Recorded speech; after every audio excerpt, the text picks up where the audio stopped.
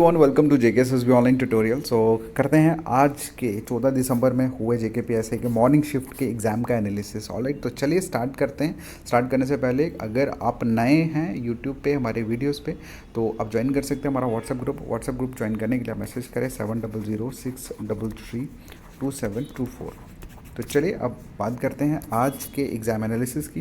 तो सबसे पहले अगर हम बात करें तो मेडिवल में से ही क्वेश्चन आपको पूछे गए थे, और जिसमें से 3 क्वेश्चन एटलीस्ट मेडिवल में से क्वेश्चन पूछे गए थे। ओके, उसके बाद ओजोन लेयर में से क्वेश्चन पूछे गए, कॉर्बन में से क्वेश्चन था, बीएमएफ चैंपियनशिप किन्होंने जीती इसके ऊपर एक क्वेश्चन पूछा गया था। उसके ऊपर मैथ्स की बात करें तो नॉर्मल था, जिसमें परसेंटेज में से क्वेश्चन थे, डिस्काउंट मतलब डिस्काउंट में से क्वेश्चन था, कॉलम चार्ट डीआई में से क्वेश्चन यहाँ से पूछे गए थे, ब्लड रिलेशन में से क्वेश्चन थे, कोडिंग डिकोडिंग में से 3 से 4 क्वेश्चन पूछे गए, एनीमिया डिजीज़ है, this is a part of your science section, यहाँ से क्वेश्चन थे, आरबीसी रेड ब्लड सेल के ऊपर क्वेश्चन पूछे गए थे। वहीं इंग्लिश की अगर हम बात करें तो इंग्लिश में paragraph, conjunction, error, सिनोनियम, antonym, rearrangement और कम्युनिकेशन स्किल में से 3 क्वेश्चन थे। मतलब हर एक जगह से ये वो टॉपिक्स हैं यहाँ से इंग्लिश में क्वेश्चंस पूछे गए थे। राइट, बढ़ते हैं नेक्स्ट की तरफ, मूव ऑन करते हैं। तो अगर हम यहाँ देखें तो कंप्यूटर में एटलीस्ट आपको 3 क्वेश्चन देखने को मिले। एमएस वर्ड हो गया, शॉर्टकट की हो गया। उसके बाद पॉलिटी में अगर हम बात करें तो पॉलिटी सेक्शन में आपको 5 से 6 क्वेश्चन देखने को मिले, जिसमें रीऑर्गेनाइजेशन एक्ट में से 2 थे, कॉन्स्टिट्यूशन में से 3 से 4 क्वेश्चन थे, गवर्नर के ऊपर एक क्वेश्चन था कि गवर्नर को कौन डिसमिस नहीं कर सकता टिल रिटायर्ड। उसके बाद इकॉनमी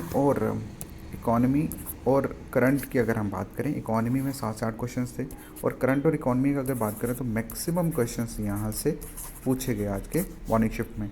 वहीं ईवीएस में से 3 ही क्वेश्चन थे, जिसमें एक क्वेश्चन ये था कि ट्रिपल आर जो है वो किसके लिए स्टैंड होता है, मतलब ट्रिपल आर की फुल फॉर्म बेसिकली पूछी गई थी।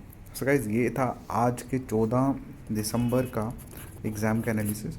और मैं क्यों ये एनालिसिस कर रहा हूँ इसका मेन मकसद बताता हूँ। बहुत सारे बच्चे बोल रहे हैं कि सर इन क्वेश्चंस को लाओ विद आंसर, तो विद आंसर क्वेश्चन लाने का कोई फ़ायदा ही नहीं है। क्यों? क्योंकि आपके जितने भी एग्ज़ाम्स हो रहे हैं हर एक एग्ज़ाम में डिफरेंट क्वेश्चन जो है वो पूछे जा रहे हैं। मैं इन एग्ज़ाम एनालिसिस को आप लोगों के साथ शेयर इसलिए कर रहा हूँ ताकि आप लोगों को ये पता लग जाए कि किस टॉपिक में से, किस सब्जेक्ट के टॉपिक में से आपको रिपीट क्वेश्चंस हो रहे हैं, सो दैट कि अगर वो टॉपिक आपके छूट गए हैं तो आप उसको रिवाइज कर सकें। Alright, this is the main objective of mind to upload this video, understand, and I hope कि आपको बहुत ज़्यादा हेल्प हो रही होगी। ठीक है, देखो अब सिंपल सी बात है, 100 लोगों, अगर कोई भी चीज़ आप 100 लोगों के लिए बेटर है तो जाहिर सी बात है 3-4 लोग ऐसे होंगे जिनको लगता है कि मेरे लिए बेनिफिशियल नहीं है। बट मैं एक चीज़ आपको बोल दूं कि जितने भी लेक्चर्स हम लोग शिफ्टिंग के अपडेट कर रहे हैं ये आपको कहीं ना कहीं हेल्प करेंगे अगर आप इनको यूज़फुल नज़रों से देखोगे। तो अगर आप ये देखोगे कि इससे क्या होगा, ये है वो है, तो कभी भी आपका कुछ भी नहीं होने वाला, क्योंकि हर चीज़ में पॉजिटिव नेगेटिविटी होती है। But it's all up to you कि आप किस चीज़ को एक्वायर करते हो। Alright, so according to me all these things whatever I am doing, I am uploading, that's a beneficial and useful for you people, so that's I am doing all this thing. Alright, thank you so much, मिलते हैं next video में, मतलब शाम को evening shift की analysis लेके। Alright, thank you so much, bye bye, take care.